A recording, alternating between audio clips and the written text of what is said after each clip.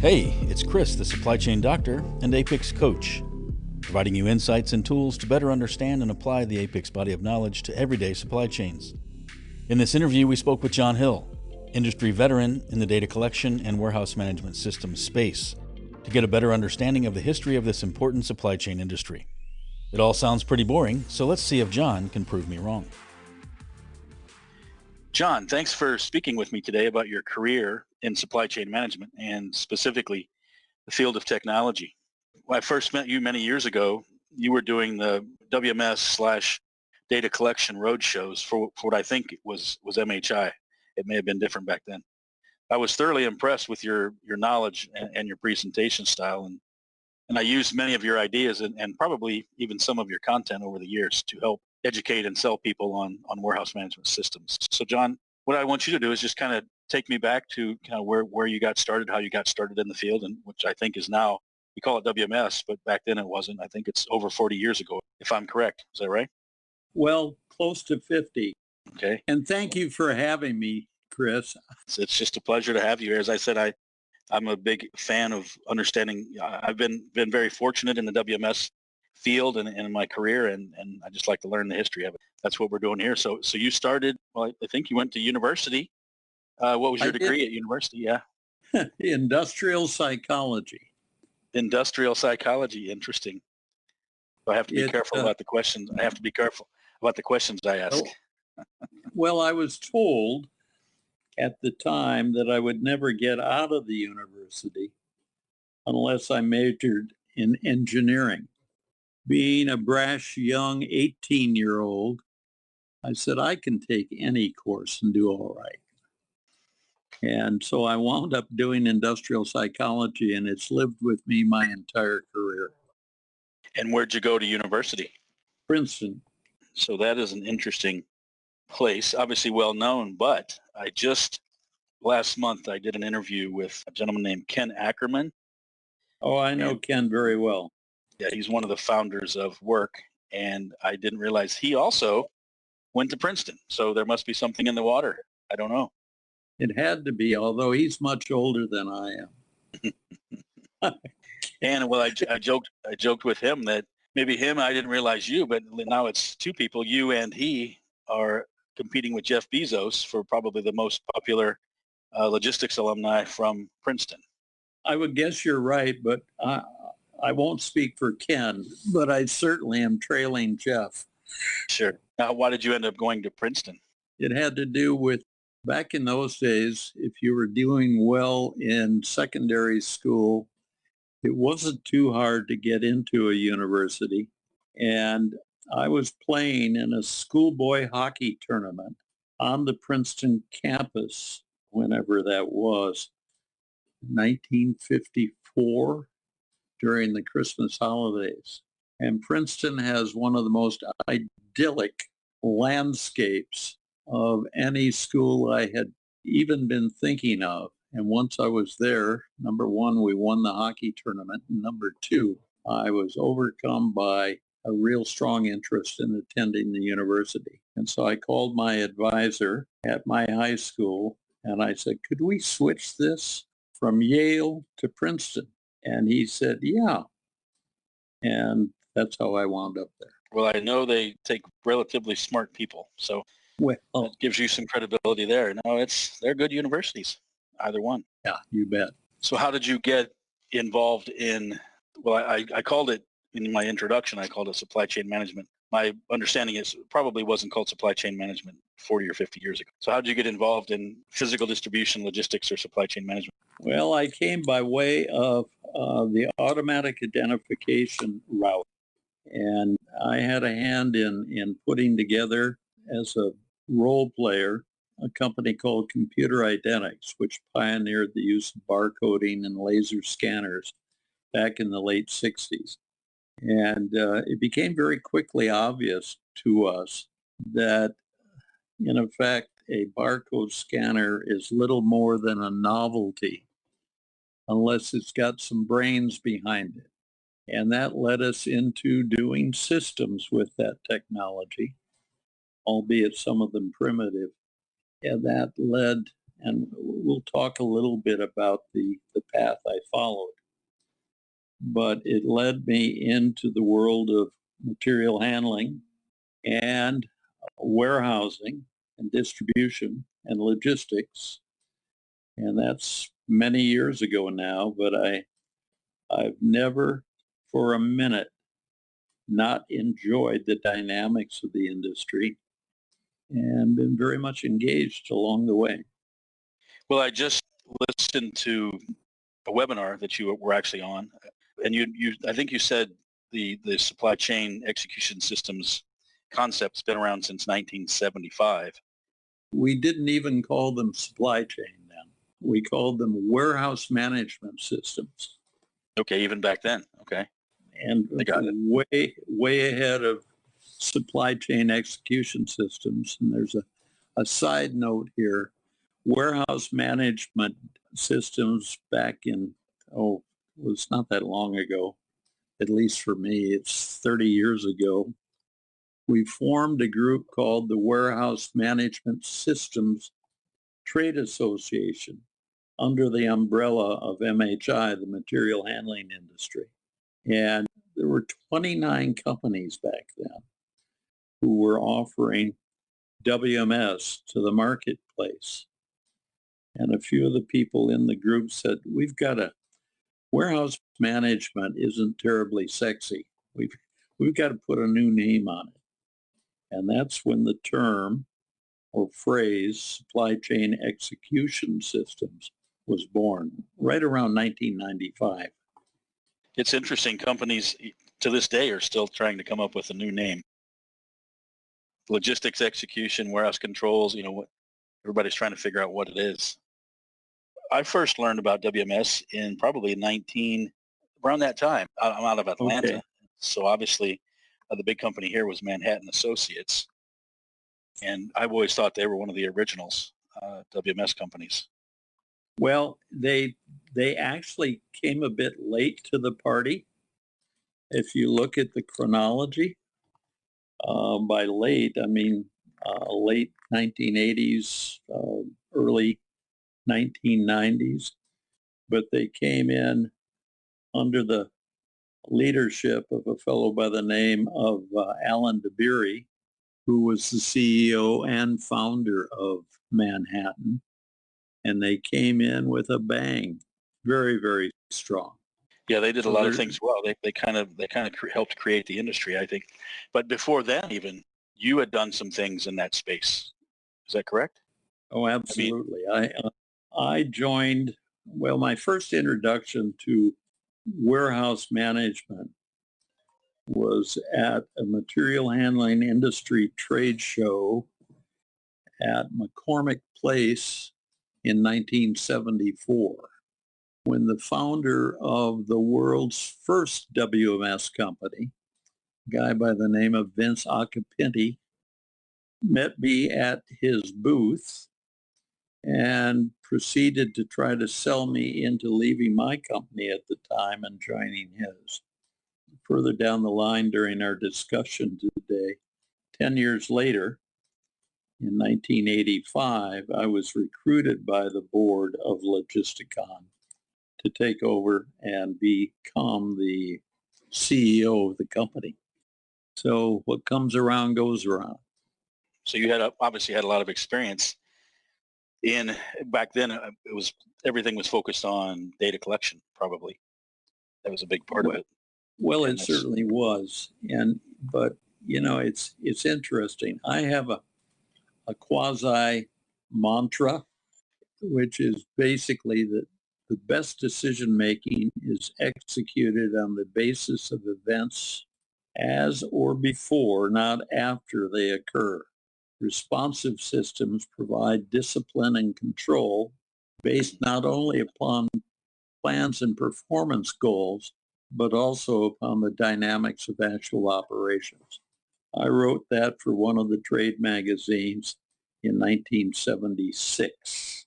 So if you take a look at that and then look at the landscape today of systems and tools that are available, to speed the flow of products from source to consumption, it still applies. The difference today, though, is today we really have the tools to make it happen, far Yeah. beyond what we ever envisaged 20, 30 years ago. So the Logisticon, that was a WMS company, The first one. the first one. And who was involved with that with you? And he was Dave Scott, was he? Was that a person? You know, the anniversary of David's death was a couple of days ago. I miss him a lot. I think about him virtually every other day. And I talked with his widow on Monday, and so does she. So we reminisced about the good old days. David was a trailblazer, a barn burner, a brilliant engineer and systems designer who I credit with much of the progress that has been made on the systems side in the world of warehouse management. So thanks for giving me a chance to mention his name. So he was at Logisticon with you? Yeah. And he was my alter ego. I was Mr. Outside, he was Mr. Inside. He made things happen. So you promised it and he delivered it. Exactly. And I didn't overpromise.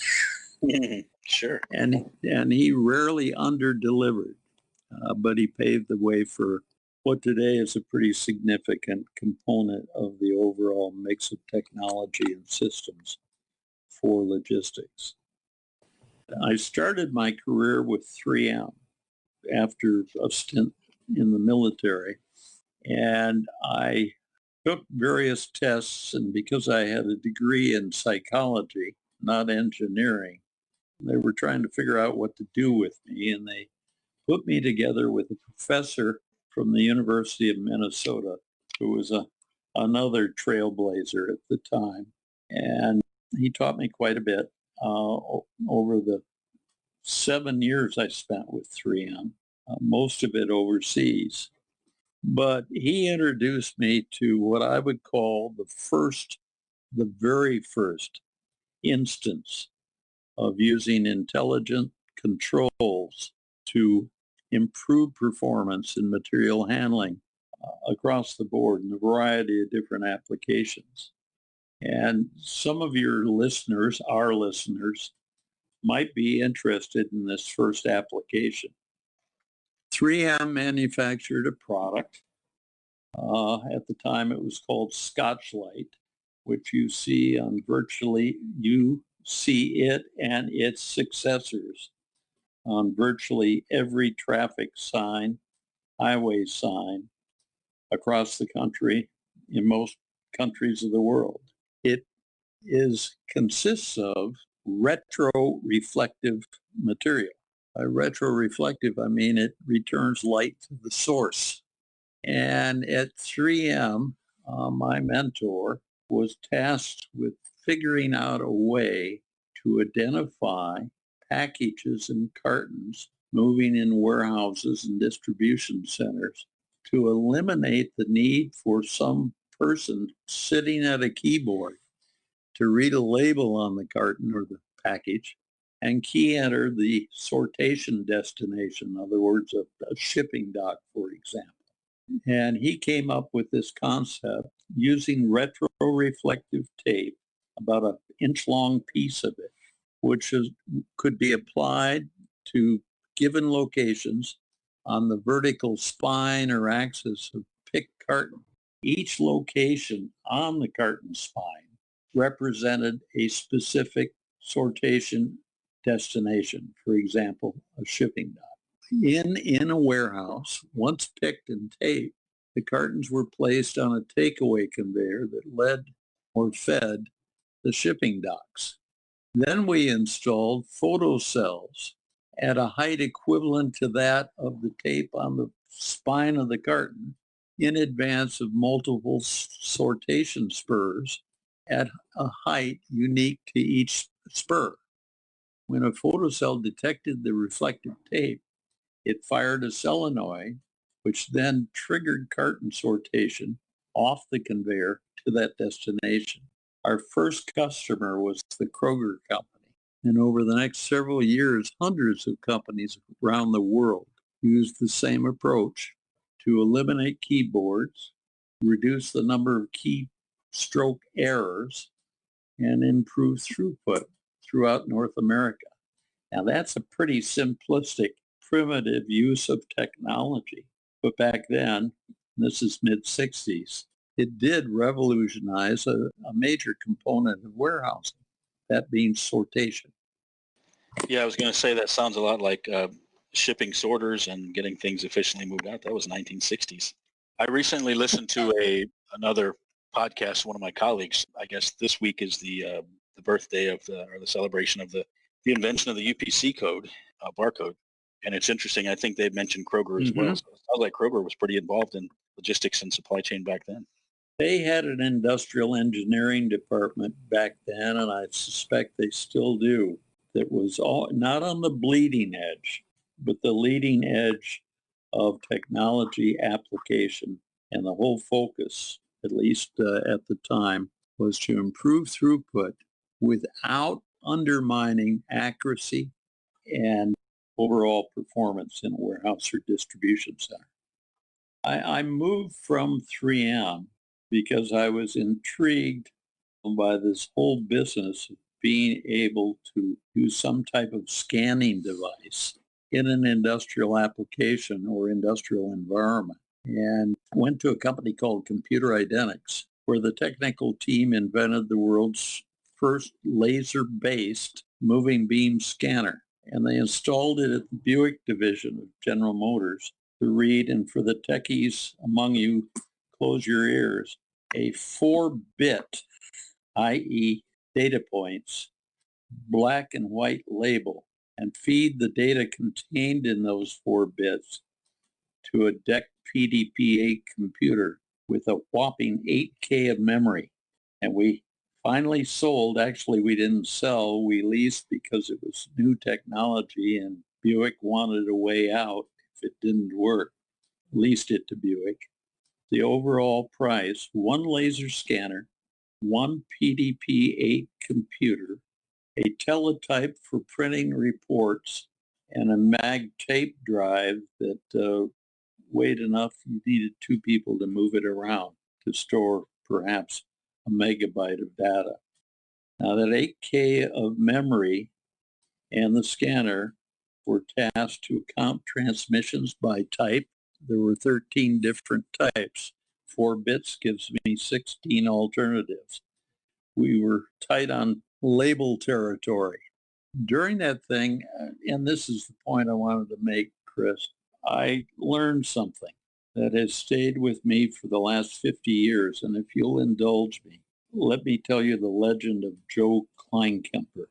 Joe was the second shift, the swing shift supervisor at Buick. We were getting considerable pushback from the second shift workforce on the barcode initiative. It was a mystery to them, and it gave them pause vis-a-vis what it was going to do to their jobs. While brainstorming with Joe one night, I said, what can we do to assure them that the barcode system isn't going to do anything but give them more credit, the right kind of credit, for the work they're doing? And he said to me, is there a chance that you guys could print up a bunch of those barcode labels, little rolls of labels, perhaps 10 or 15 labels to a roll?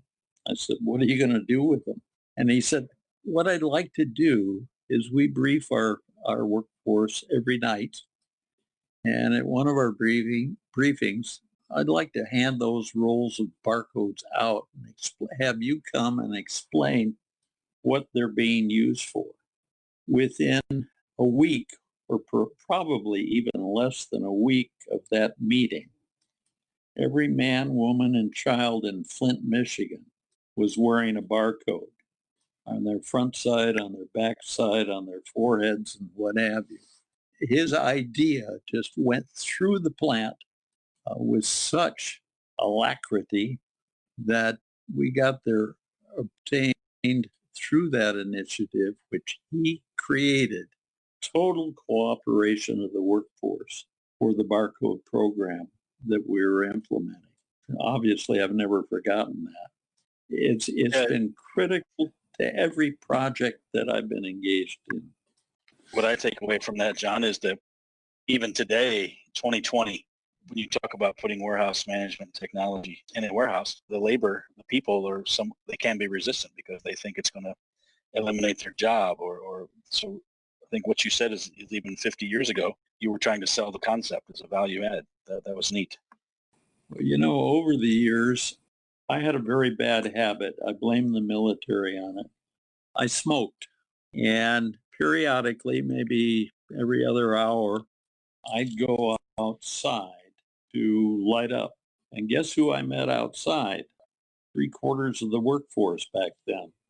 I learned more in a 10-minute smoke break than I did in 2-hour conference calls or meetings with management. They knew what was going on.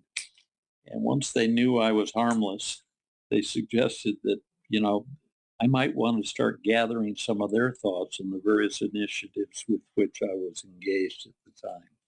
Engage the workforce. If I leave no other message from this podcast, it's absolutely critical. If I recall from that webinar I just watched, it's very similar. I think you said, you obviously didn't mention Joe, but I think engaging the workforce is one of your key takeaways from that one. So you're consistent, if nothing else. Well, thank you for that. People have to watch me at this age. Were you in the military? I didn't realize. Yeah, well, we did that back then. Well, no option, right? Wasn't it? Well, very little option. And Berlin Wall went up, and that kept me in Europe longer than I had originally planned. But nonetheless, I got engaged with the use of scanners and installed the first railroad scanner on the Swedish National Railway's main line up in northern Sweden. Come to think of it, God, that was back in 1967. We weren't the only ones in the barcode business, and we certainly weren't the only ones in the WMS business. But I happened to have the privilege of being there when they got off the ground. Just to wrap up on the military, what branch of service? I was in the Army, and I wore plain clothes. Well, I've got a theory, and you're adding to my theory about the military. So being a warehouse person that I am, I find that probably 70% of the people I talk to in the warehouse management typically are former military. And I don't know if it's because they teach such good logistics skills in the warehouse and in the military, and then they transfer, or if they just teach that organizational mentality that you need to run a warehouse. Probably a combination of both. Yeah, I think it's a combination of both. I agree with you. I learned a lot in the military. It wasn't a waste of my time. Sure. By any stretch. Well, for any of my students, the listening or future students, they'll know when we talk about logistics, I always start off that it's basically was started by the military. If you look at anything to do with it, moving people, moving the food, moving the resources to the war fronts. It's kind of where a lot of this got its start. We have a number of good magazines that cover our industry. One of the first was Modern Materials Handling. That publication was started by a former senior officer from the U.S. Army who got involved with logistics during World War II, and his first publication was called The Palletizer. That and $2 will buy you a copy of USA Today. Well, palletizers are still, John, they're still popular today. That's robotics. You bet they are. You bet they are. Putting things from the conveyor to the pallets and easier for the people. So you just reinforced my theory on the Army, military, and the logistics. So you're one of my data points. Thank you. You can call me anytime. After we did the work with our friend Joe Kleinkemper at Buick, it became obvious that we needed a broader platform to talk our game, and we banded together. And I think this is important, at least from a historical point of view, with 5 other companies and formed a group called the Automatic Identification Manufacturers, called AIM today, and it operated under the umbrella of MHI, who's, among other things, is a treasure trove of information for material handling generally, and the proud sponsor of the ProMat and Modex show.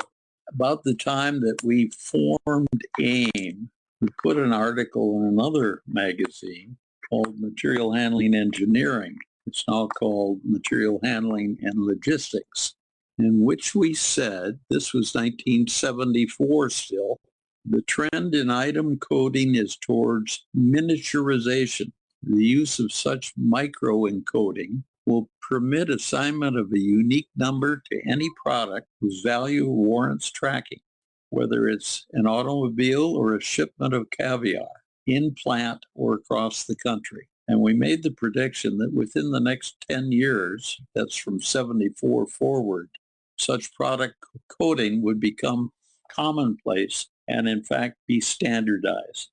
Now, I'm not quite sure that the 10-year prediction was on the money, but it was close. And the importance of that little excerpt from the article was the standardization component.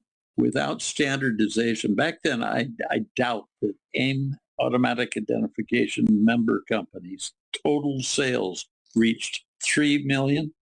I just read yesterday that the market is now projected to grow to 100 billion by 2025. And not only barcode, but RFID, machine imaging, voice data collection, and its brethren are included in that number. But that's a fairly sizable market. Yeah, that's a big place to be. I could take 1/10 of it and be happy, I think. My youngest daughter years ago used to say, "Daddy, there's another one of your barcodes." I wish I had 1/100th of a cent of each barcode that's been sold since that time. Standards have made it happen. In the pre-call, I was talking to you about a slightly different topic, John, the containerization, which is, again, one of my interesting concepts that I like to study. And that's really what revolutionized that industry. Was just, they have ISO standards for 20-foot, 40-foot containers, and obviously all the fastenings and everything. And going back to that UPC podcast that I listened to, that's one of the things they said was successful, is it had to be standard. They didn't want it to be store specific or manufacturer specific. It had to be generic across all industries and all different types of stores. Yeah. I agree with you. And then that's where companies like that are still popular today, Atlanta based now, NCR, those types of companies, that's kind of where they really got their starts, back in the UPC and the barcodes of the 60s and 70s.